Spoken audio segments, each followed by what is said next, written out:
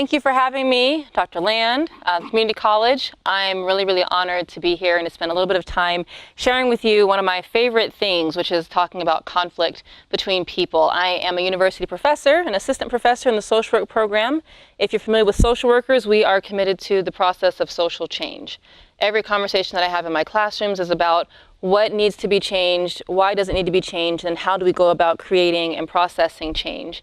As a practicing mental health therapist, working with couples especially, I deal a lot with conflict. Working with families and adolescents, I deal with conflict. Working with 7-year-olds and 8-year-olds experiencing school-based anxiety, I deal with conflict. And so in an area and a time where I think conflict at a societal level is a very touchy and heated topic, if I could teach you or give you some of the ideas that I use to help us use conflict in a way to create connection, I'm really excited to be able to do that. And I start off with a few things that I will take you through. One is a philosophical perspective called Relational Cultural Theory, and it talks about using relationship to create, enhance, and maintain connection. And then I'll talk with you a lot about culture also. So I'll give you some information, and then we'll open it up at the end to discuss how do we use conflict, how do we fight fair, how do we create change, because that's generally what we're trying to do, is not fight for the sake of fighting. It's using conflict in a constructive way. So that is my goal in my time with you. And my time is brief. There will be a few things I'll be able to cover and a lot that I won't be able to cover, but I hope, if anything, I can plant a seed and let you take it elsewhere so that you can plant it with other people and watch the conversations grow from our time here today. So generally, I start off with a chart. When you're an academician, you use a lot of big words. Relational cultural theory. This chart on the board, on the screen, is a visual description of what relational cultural theory is. This is the movement of relationships, the ebb and flow of connection and relationship. The study that this comes from was done looking at the relationships between mothers and their sons, and looking at the cultural and societal implications of how mothers and sons interact. It's grown to be the flagship representation of relational cultural theory. By way of history, relational cultural theory is a feminist perspective, a feminist theology, not theology, although it can feel religious in ways. It's a feminist theory. It's born out of the 1970s by a group of women in the Stone Center at Wellesley College in Boston, Massachusetts. And they came together and they discussed power and the effect that power has in maintaining relationships, power over, and how that influences the way that we interact as people, and deciding, is there a way that we can have power with one another? And in having that conversation, relational cultural theory was born. And the ebb and flow relationships briefly says that we all experience connection. That's our basic starting point. We begin at a place of connection, assumed connection at best. We move inevitably into disconnection. And from disconnection, ideally, we move into reconnection, and then back into enhanced connection, which is the part where our relationships are actually transformed. When we're talking about conflict, however, we're focusing on the experiences of disconnection that we have when something goes wrong. So I want to take you through these basic concepts first. Then we're going to jump into what does it mean to have conflict and how do we work through conflict. Then we're going to come back and look at culture, how that influences conflict. And then we'll come back to the chart. And that will be it. So I'm still a teacher at heart. I'm going to tell you what we're going to do. Now we're going to do what we're going to do. So quickly, connection. Simply put, we in this moment right now, we're connected. We're sitting here, we're having a connection, you're listening to me, we're engaged, we are involved with one another, and we are connected. Inevitably, I may say something that influences you or affects you in a negative way. You will then experience disconnection. What is disconnection? If you look at the chart, it says shame and fear. Well, what is shame? This theory is actually the basis of Brené Brown's work on shame, shame resilience, and shame resilience theory. She started by studying this theoretical perspective. So what is shame? How does shame happen? It happens when you feel disconnected. Well, what is disconnected? Disconnected means that you feel unheard, you feel dismissed, you feel devalued, you feel underappreciated, you feel invisible in connection, invisible in conversation. The definition of shame says that you feel unlovable and unworthy of connection. I don't know anyone that says to themselves, oh my gosh, I feel unworthy right now. But what does it feel like? If I can tell you what shame feels like, you can recognize when you're actually experiencing it. And the way that they list it is a lack of energy. Have you been in a conversation or been in an interaction and then all of a sudden the energy is gone from you? The wind is taken out of your sails. You've just lost, it's not working. You're experiencing shame, you're experiencing disconnection. There's a worth that you feel you no longer can give to the place where you're at. That is when you're experiencing shame, a lack of energy. Helplessness. I feel like there's nothing I can do. Frozen, I feel immobile. There's nothing that I can do to actually fix what's gone wrong in this conversation, what's gone wrong in this discussion. And so now I feel invisible, and so I begin to retreat. After those two, then there's confusion. What did I do? What did I do wrong, right? That's the shame talk. What did I do wrong? What did I do? What can I do? Can I do anything to fix this? And then I can't. That's that diminished sense of self-worth. I messed up. I can't do this. This is really difficult. This is really hard. Why am I trying? That diminished sense of self-worth, that is what pulls you out of relationship. So then you begin by turning away from even trying to have connection. You don't want to try again. You don't want to try in the moment, because you are feeling shame, you're feeling isolated, and you're feeling scared that you're not able to do anything else. Staying in that place leads to a feeling of condemnation, condemned isolation. Staying there is what is the source of shame, what is the source of depression, what is the source of isolation and lack of relationships. So when you feel that, you're feeling disconnected. When we feel disconnected, oftentimes, and that the next thing we want to do is fight. We want to fight to gain a place. That's what causes conflict. So with that as the backdrop so far, are you following? Are you with me in that so much? Okay, that makes sense. So now I want to talk to you about what happens when we start wanting to fight, and how do we then fight fairly. The next picture, when I'm talking about this theory, I discuss the influence of culture, and I discuss culture as an iceberg. What do we know about icebergs is that usually what you see is not everything that you're getting. I use this discussion in my classes frequently. I talk to my students and I say, all of us are icebergs, and the greatest conversation that we know about icebergs comes from the story of the ship, the Titanic. I consider all of us Titanics in some way, particularly when it comes to culture. The story of the Titanic is that it saw an iceberg, it underestimated the iceberg and thought that it could go around it because it was the greatest ship to have ever been built, and we know that it met its demise because it hit the tip of an iceberg and there was so much more under the surface.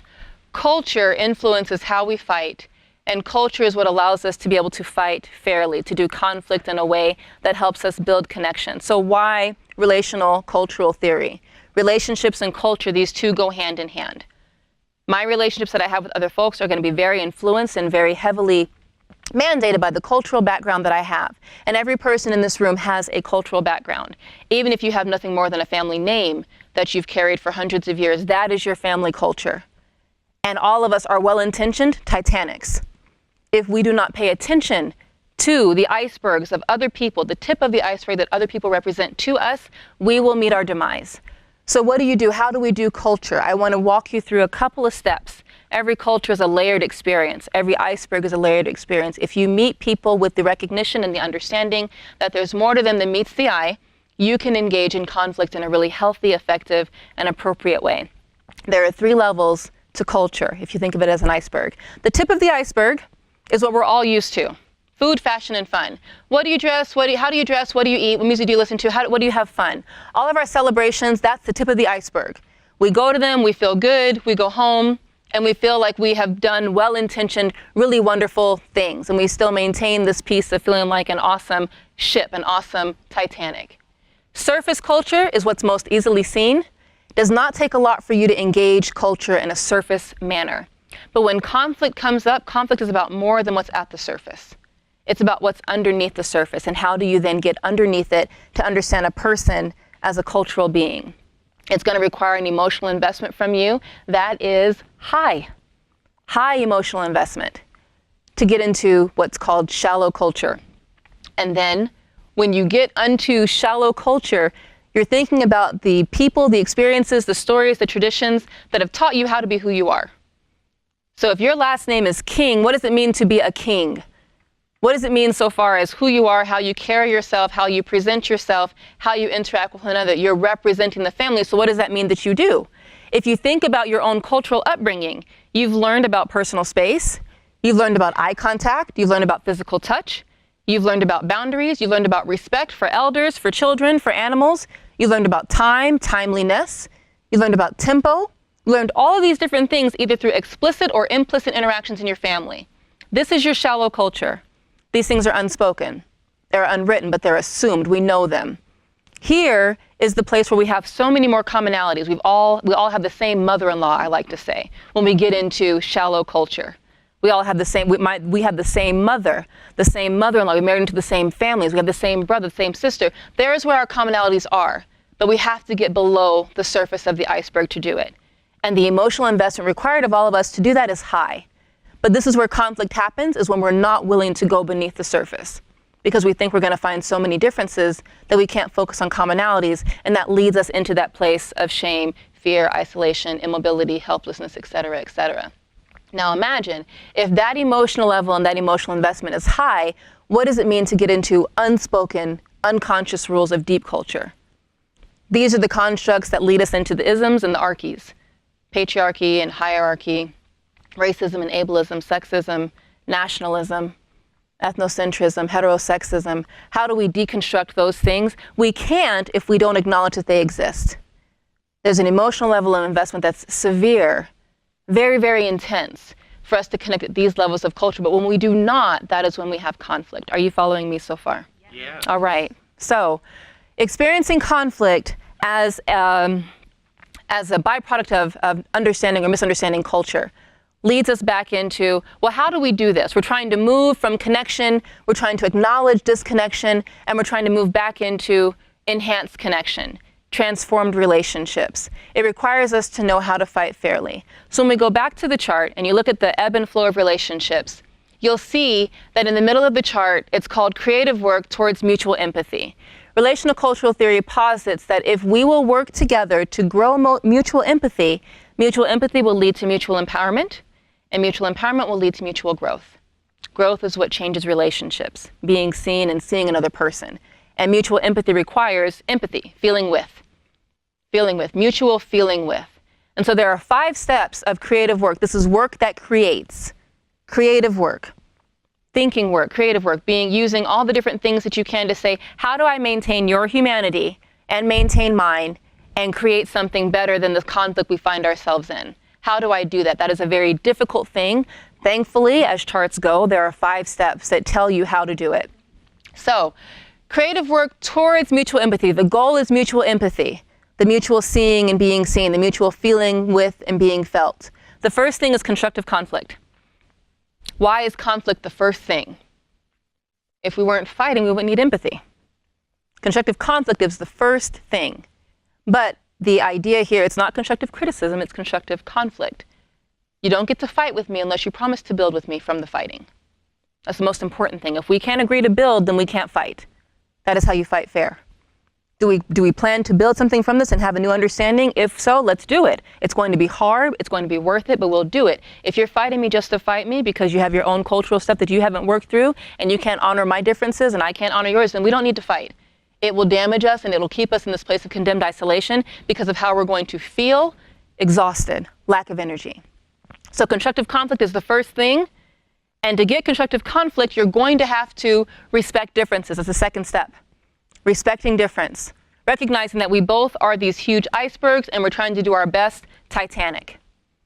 How do we collide into our cultures? How do we melt these icebergs, get beneath the surface so that we can respect the differences that make us who we are? There's an idea that diversity means that we come together in this large, huge kumbaya circle. It couldn't be further from the truth. You can't bring people that have so many differences together and expect everything to get along at first. You have to be able to work through the differences by acknowledging them first and then thinking, what's the intention behind it? Is the intention to do harm or is the intention to grow? I don't think any of us come from cultures that want us to go out and not grow and be good people. At the end of the day, we all want to be able to experience joy. We want to experience happiness. We want to experience health. If we can go into it well-intentioned and believing that each of us and all of us want the same thing, then we can talk about respecting difference. It gets hard when we discuss being vulnerable. Our third step is supported vulnerability. What does that mean? Vulnerable can be a very, very scary word, but vulnerability is courage, if you listen to Brené Brown and others. Vulnerable is sharing that part of me that lets you see deeply into who and how I am. Supported vulnerability means that if I trust you to share the deepest parts of me, how I became who I am, I'm trusting that you're going to hear it, you're going to respect it, and you're going to help me build with it, and that you won't take any advantage of me, that you won't exploit my vulnerability, because I'm promising to do the same thing with you. Because I'm trying to be creative, I'm trying to create, I'm trying to work so that you can see me and I can see you. But we must be supported in the courageous sharing that conflict requires of us. Fourth, authentic expression. I appreciate authentic expression so much because I work and live in populations where we're very loud, expressive people. Authentic expression, I love being in places where I can be myself. And sometimes the fear that comes with authentic expression, that means, are you going to yell? Are you going to be mad? How are you going to feel? And what does that say about me? It says nothing about you except that you're a safe place for me to do it. Can you allow me to authentically express myself? The fear that's further than that means, well, if I allow you to express yourself authentically, you're going to yell all the time.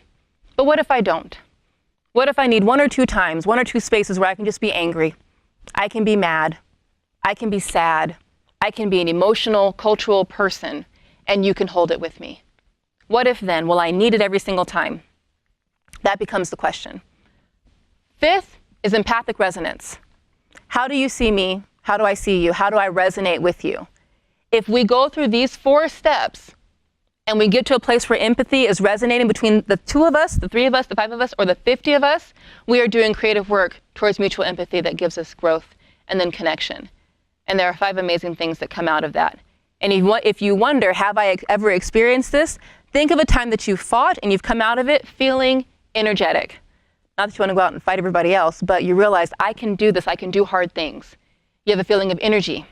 You have a feeling of empowerment. I know how to do this. I've been given the skills. I now know, because that gives you clarity. Knowing how to do it, knowing that you can do it, having experienced success means that I now feel worthy.